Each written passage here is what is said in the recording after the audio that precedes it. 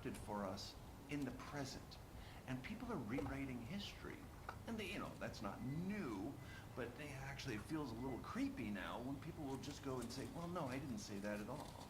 Or that didn't happen, or it didn't happen that way.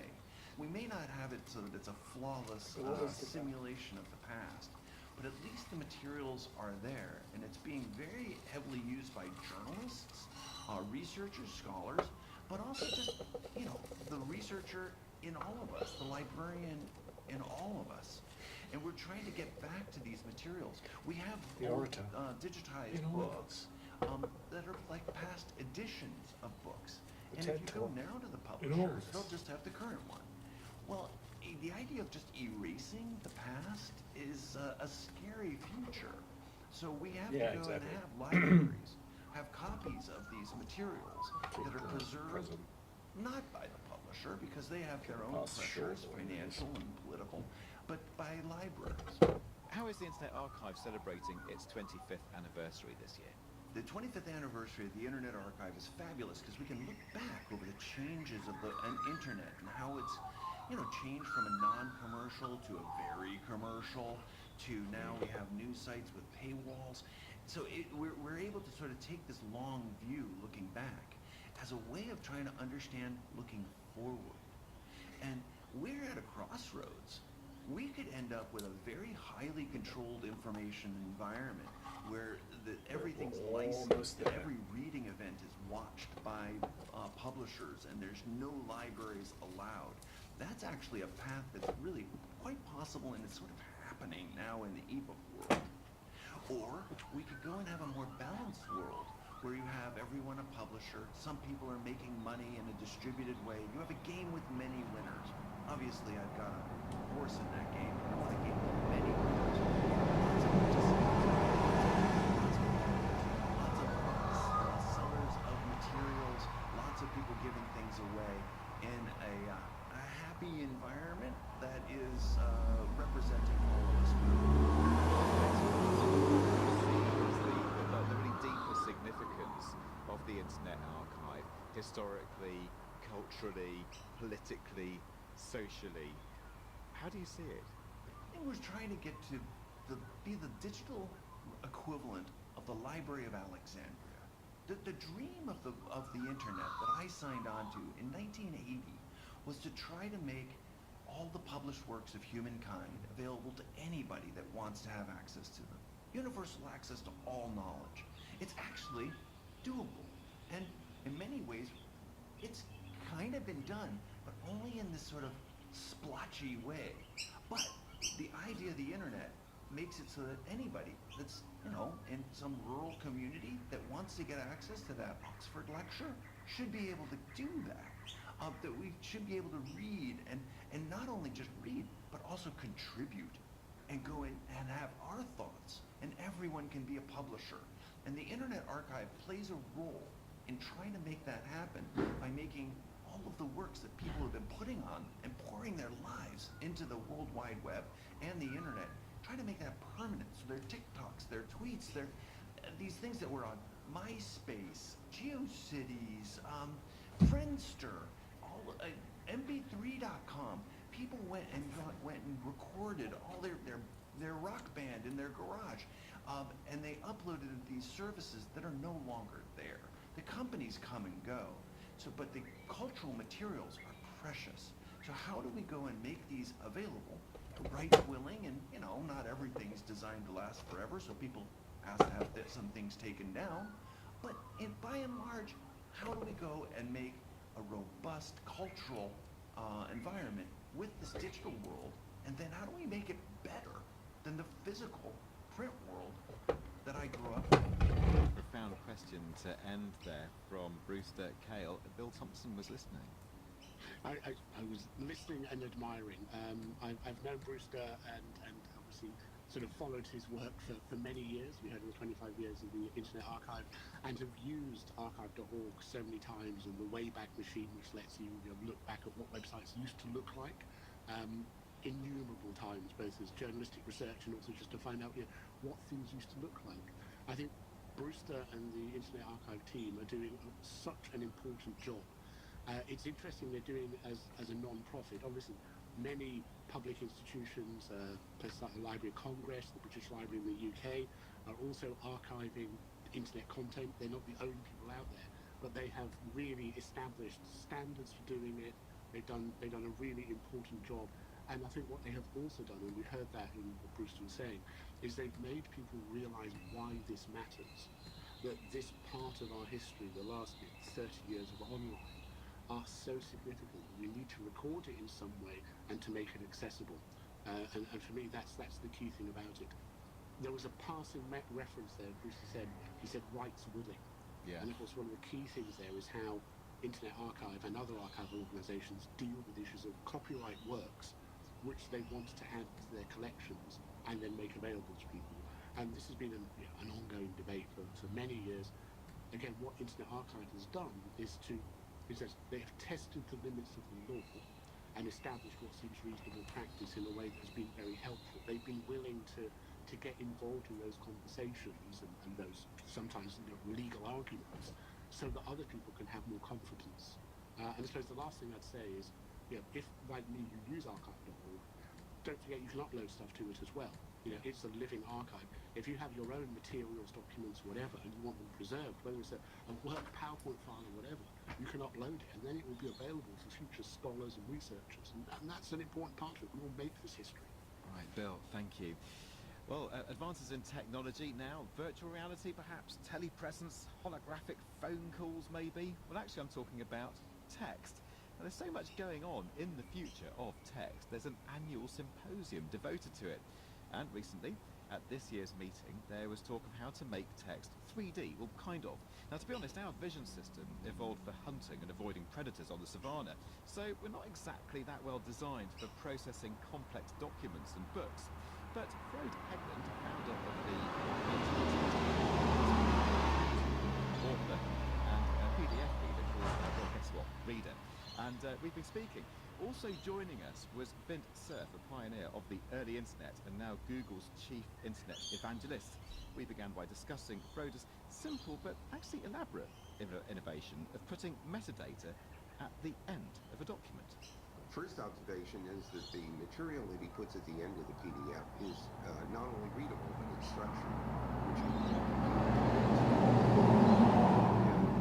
this representation of metadata about the document is really important. The concept that the object knows about itself, and I want to extend this notion to beyond simple text in the PDF form, but any other object, digital object, could know about itself in similar kinds of ways. So this is extremely powerful. But the other thing that's important is that even though it's structured, it's also readable by human beings, which means that in the far future, even if all the software that normally was used to represent or present a PDF has gone away, it's possible to extract that kind of information fairly readily because of its simplicity. So I want to overemphasize how powerful this simple and extensible this simple idea is. You can add anything that you want, really, to this metadata section, or what Frode calls visual meta. So you can invent new meaning by adding new terms into this material that's at the end of the document. Yes, because I know that both of you want to make this timeless, don't you? So a document that we create today could still be either human readable or machine readable or both within 1,000 years. So simplifying the way that crucial metadata is incorporated, that's a big deal. It is a big deal, and if you imagine for a moment that this method is adopted widely, then you can imagine that even in the far future, one could use this capability to reconstruct not just a bibliography, but a kind of encyclopedia of content, linking all these various things together, literally reconstructing those interconnections if for some reason that data has gone away. One innovation I found really clever is the way that text can be cited. And as an example, let's say Frode's PhD thesis, when it's ready, okay, I might just copy a piece of that thesis from the PDF, and then I paste it onto another document. Now, we might expect just text to be pasted, but what also comes with it automatically, Frode, is the metadata. So tell me about that other data that automatically comes with me when I copy and then paste something from your thesis. It's really quite exciting because doing a PhD is really boring. A lot of the time there is a lot of fiddling with moving things about. Any academic work is the same. So what happens there with the metadata is that it notes down all the stuff that you need to find the document, such as in the olden paper days, you would have the title, the name of the author, and so on. It also includes a link, if there was a link, or a DOI, which is an academic way to search for a document. It can also include the original text and the location in the document. It also has a unique ID for that document, and that means for the end user that when you're reading a PDF that's been produced in this way, two interesting things can happen. First of all, you can see automatically what has been cited in a citation tree. That's not actually possible outside of this system, which is really weird. The other thing you can do is to click on that citation in the document, and up comes this reference information, so you don't have to jump to the references and back and forth. And furthermore, what we're working on is that if you already have the cited document on your computer, you should be able to click to open it without having to go to a download site. And not just open the document, but open it to the page where it was cited, making this kind of a docuverse rather than something that relies on web servers that, as we all know, links can be brittle and servers can go down. A way to think about what Frode is doing. We know that typical text is linear, it's flat, it's planar, and even books, although they are three-dimensional things, and when we bind the pages together in a three-dimensional space, they still are typically consumed in a linear way, except that you can open the book to any page, and we have helpful mechanisms like the table of contents and like the index to help us consume the text in other than purely linear ways. The interesting thing about this online environment, of course, is that you get to jump in a third dimension from one place to another, literally with the click of a mouse. And it's this extra dimensionality, I think, that makes what Frode has done so important, because it gives us a different way of both producing and consuming content. Finally then, why does this matter to anybody who isn't an author or an academic? This is for people who really care about their textual knowledge. Some people use advanced software like Roam and Notion. This is not that level of sophistication in terms of a learning curve, but there is a bit of a learning curve. We'd much rather you think of this as a racing bike rather than a tricycle. There aren't many buttons on the screen to help you click and do simple things. It's more about learning how you interact with it in a richer way.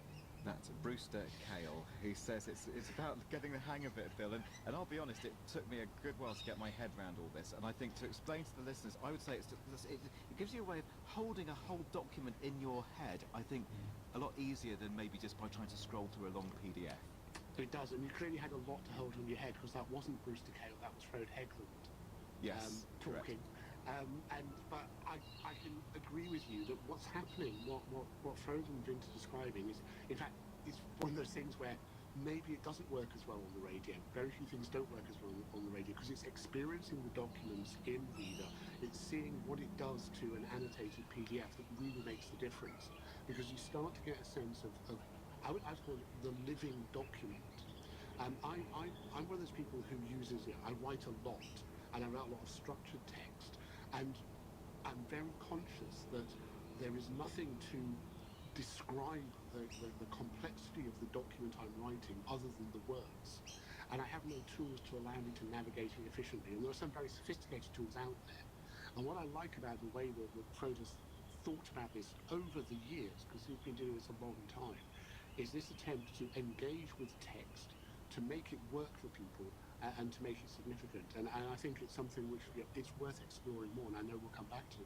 I'm sure we will. And there's more from Frode and Vint in the podcast version of this programme. Now, finally, tackling the world's most significant diseases. It involves understanding and predicting the shapes of complex molecules, and that means big computing. One initiative against COVID involves harnessing the power of thousands of home computers. Meanwhile, the power of deep learning is taking on neglected tropical diseases, illnesses that tend not to attract billions of research dollars from the big pharma companies. Earlier this year, the AI company DeepMind, which is owned by Alphabet, which also owns Google, announced that it's working on the serious parasitic diseases Chagas and Leishmaniasis. DeepMind has an AI called AlphaFold that predicts the structure of proteins in 3 dimensions to unravel how parasites infect their human hosts. DeepMind is working with the Neglected Tropical Diseases Initiative, whose director is Dr. Natalie Strub-Voorgraft.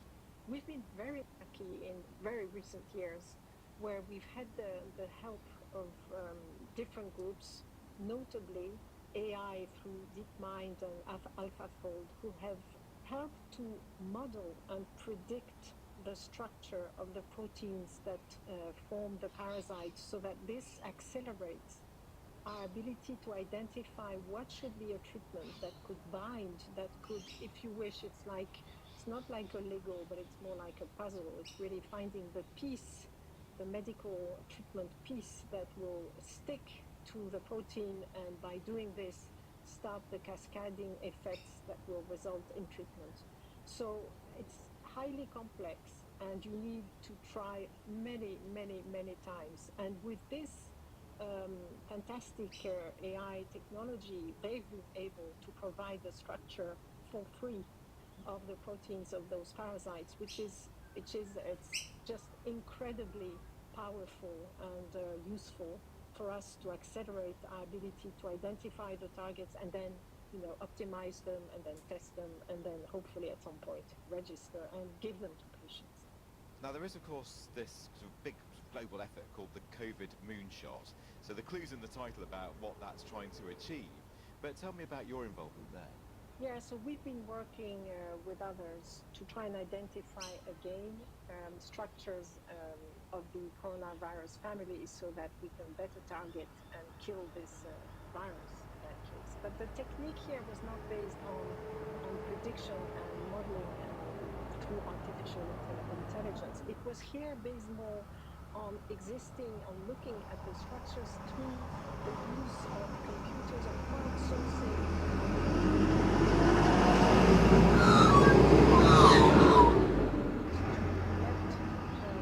Some researchers access and use the power of their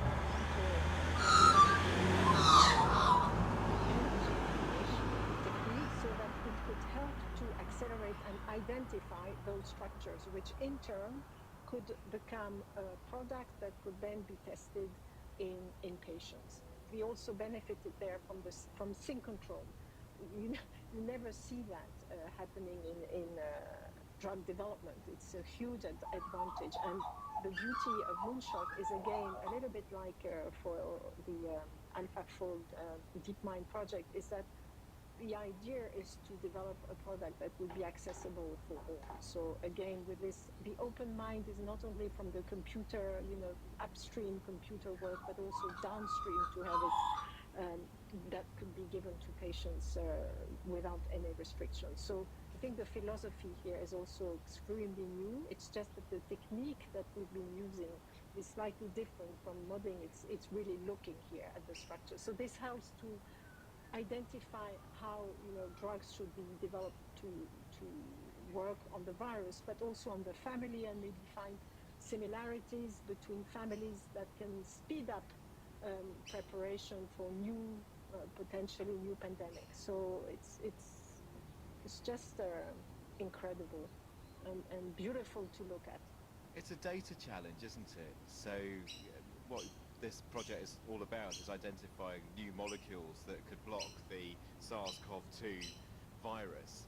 And so that unleashes huge amounts of, images, these very, very high resolution images that need to be analysed using a lot of computing power. So what you're saying is, rather than throwing it at a great big computer cluster or a centralised mainframe or something like that, it's about farming out the challenge to lots of individual computers, and these could be volunteers who are running these processing cycles in the background on their own computers at home. It's working like that. It's exactly that, and you can see when you describe this how new this is.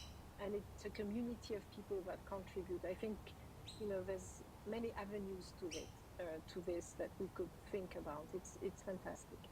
And so this is the whole point then, and the whole organisation, this whole initiative runs under the banner, the best science for the most neglected. So Yes. this is giving you like big pharma style capacity, computing capacity if you like, to really explore and try and combat these neglected diseases that perhaps don't make big money for the pharmaceutical companies. And what I'm picking up here is that you're harnessing all kinds of technologies, really advanced technologies, in that fight against diseases that many people may never have heard of. A siloed organization by itself cannot have the same power as a collective power of so many volunteers and others. It's probably also because we are working with partners without any obligation to stay within a limit, a company, just one company. We can open up to anyone we want, and we do. That's Dr. Nathalie Struve-Vorgaard and Bill Thompson. There we go. Computing comes in lots of different shapes and sizes, I think, what we can take away from that interview. Much more than that. Computing and sort of the technology is now fundamental to biological research and is being turned to sort of answer some of the deepest questions we have about how biological systems work so that we can counter diseases of all types. I mean, obviously, sort of COVID, SARS-CoV-2 is one of the most studied diseases and definitely not neglected. But then, as you mentioned there, Chagas and Leishmaniasis are neglected diseases, but we still see the need to find and apply the sorts of technologies that work for one with the other. And it's about, I think, a fundamental shift in the way we do, the way we do medicine, the way we do biology. That instead of trying out lots of different drugs, look and see what works and what doesn't work, we're now able to get sufficiently detailed models and accurate models, either of folded proteins or of image analysis, to allow us to target our interventions and to have some confidence that the treatments that are developed will actually work, in the biological system, in the cells. And that's such a difference from how things used to be. I think this model of medicine, applying the appropriate computing technology, dealing with the issues, being able to do the research in silico rather than in vitro, is going to fundamentally change the way we think about treatments in future. All right, Bill, thank you so much for that. The studio manager today is Bob Nettles, producers Anya Literovich. We'll be back next week.